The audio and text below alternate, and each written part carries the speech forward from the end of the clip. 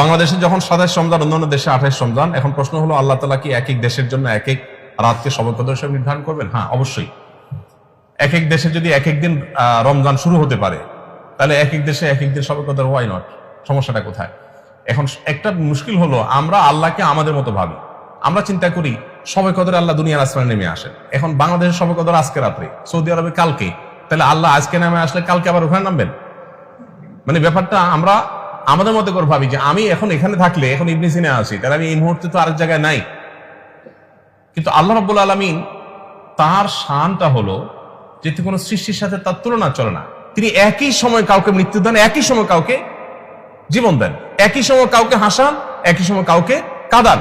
তার সাথে তার জন্য একই সময় অগণিত কাজ করাটা, এটা সাংঘর্ষিক না? আমাদের জন্য সাংঘর্ষিক। আমরা পারি না একসাথে একাধিক কাজ করতে, বা একসাথে বিপরীতমুখী কাজ আমরা করতে পারি না। আল্লাহ দ্বারা সবকিছু সম্ভব।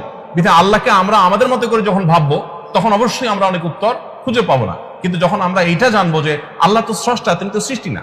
যেমন একটা কমন প্রশ্ন নাস্তিকদের থাকে যে সবাইকে আল্লাহ সৃষ্টি করছেন, আল্লাহকে কে সৃষ্টি করছে? এটা কমন প্রশ্ন না? দেখুন, এই প্রশ্নটাই একটা অবান্তর প্রশ্ন। কারণ আল্লাহকে কে সৃষ্টি করেছেন, এই প্রশ্নের পেছনে লুকিয়ে আছে আল্লাহকে সৃষ্টি হিসাবে ট্রিট করা। তার মানে আপনি আগে ধরে নিয়েছেন যে আল্লাহ একজন সৃষ্টি, নাউজুবিল্লাহ, তাহলে তার স্রষ্টাকে। আল্লাহ যদি সৃষ্টি হয়, তাহলে স্রষ্টা কে হবে? স্রষ্টা তো কাউকে হইতে হবে। যদি স্রষ্টা হবেন, তার আবার সৃষ্টি যদি থাকে, তাহলে স্রষ্টা হলেন করতে। তাহলে আল্লাহকে আপনি আপনার মতো চিন্তা করছেন যে আমার তো একজন স্রষ্টা লাগে, সবকিছুরই স্রষ্টা লাগে, তাহলে তারও লাগবে।